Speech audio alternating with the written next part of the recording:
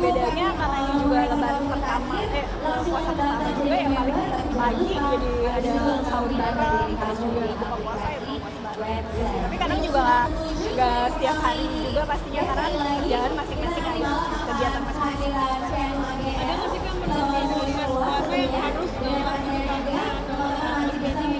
Kalau kita karena biasanya makannya tuh memang kurang yang manis-manis dan memang punya program diet sendiri, jadi pas selama puasa mau sahur ataupun buka itu tetap aja makanannya yang benar-benar fokusnya ke protein, terus juga karbo. Malah aku sama Mas Dedi tuh sama sekali nggak suka manis kan, jadi kita nggak ada tuh takjil yang manis-manis itu. Ya pasti ada sih, tapi kayak udah sekedar nyoba doang sekali dua kali, nggak yang setiap hari gitu. Karena sebenarnya dibuka dengan yang manis itu kan awalnya buah kan sebenarnya dulu, bukan yang minuman manis kayak gitu. jadi kakak bisa buka buah ya dari makan? Biasanya kayak yang dimaksudkan buah kurma kan sebenarnya buka dengan yang manis itu. Jadi kayak ya aku biasanya buka pakai kurma kayak tiga biji doang, terus udah langsung makan yang memang makan inti gitu sih. Aja tuh kan. Kan intinya ya makanan biasa, aku kayak gak ada bedanya sih puasa sama lebaran, puasa sama normal sama aja sebenarnya.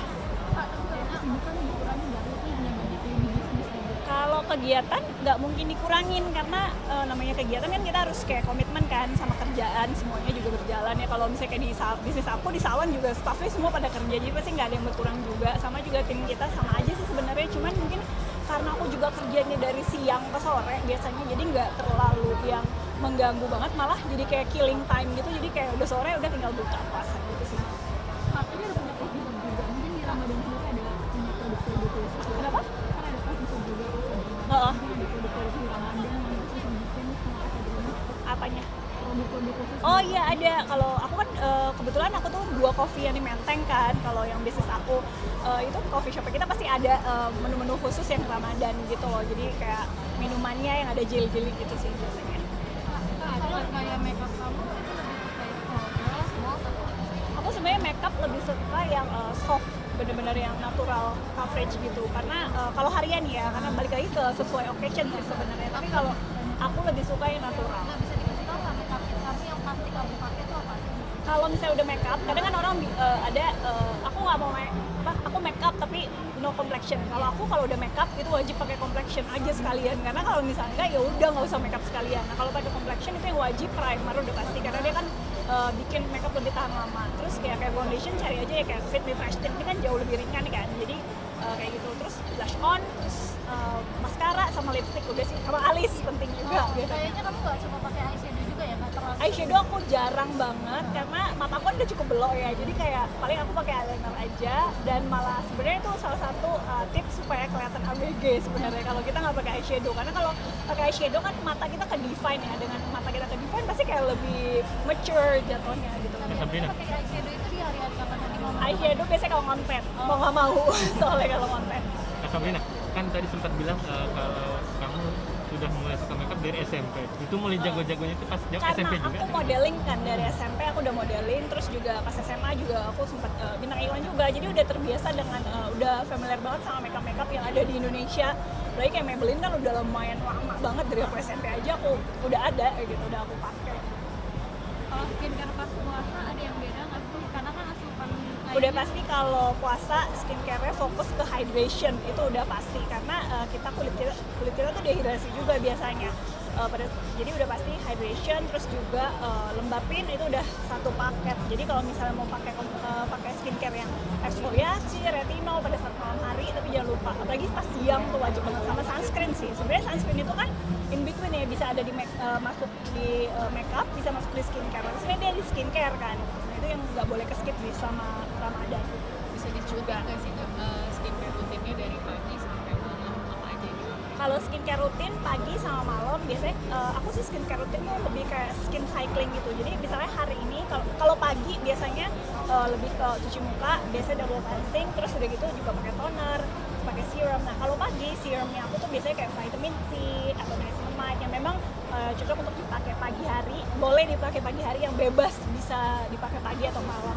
Terus pakai moisturizer SPF udah pasti. Kalau malam biasanya aku masuk ini active ingredients yang kayak misalnya malam ini retinol, jadi tinggal dibedain si serumnya aja. Dan jangan lupa pakai eye cream sih, itu kuncian kayak supaya karena mata itu paling cepet kelihatan tua kalau misalnya kita malas pakai eye cream. Walaupun ada faktor genetik tapi tetap ngaruh sih sebenarnya pakai eye cream itu pasti. Udah ngalamin tanda penuaan nggak sih?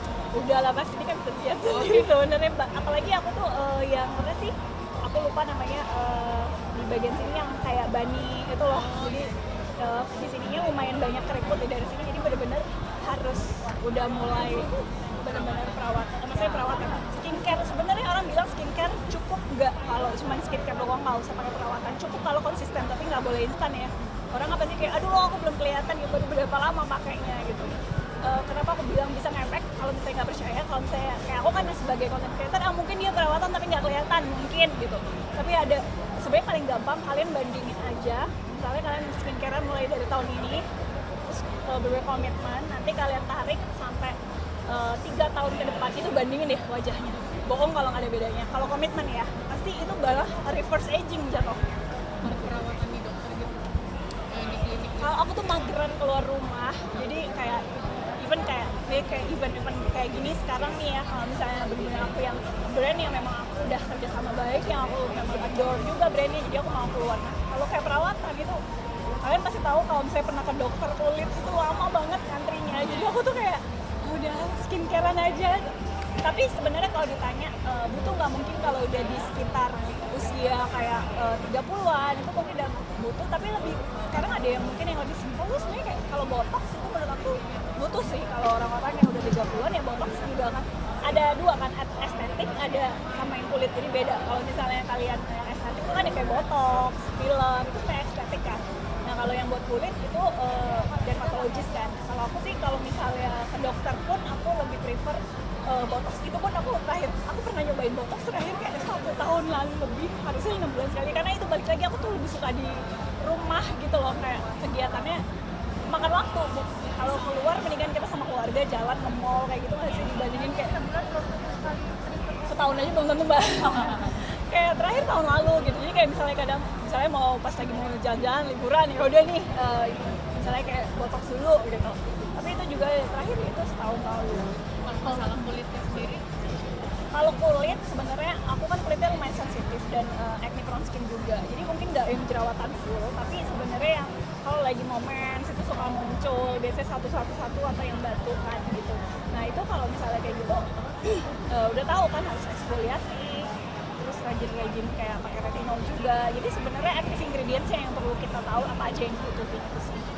jadi kunciannya dari Ya, malah sebenarnya kalau misalnya skincare yang OTC, yang over the counter, itu malah sebenarnya jauh lebih mild di kulit kita, karena kan mereka pasti udah ngejualnya itu yang bisa dipakai semua orang gitu. Walaupun ada tipe-tipe kulitnya juga di spesifikasi lagi.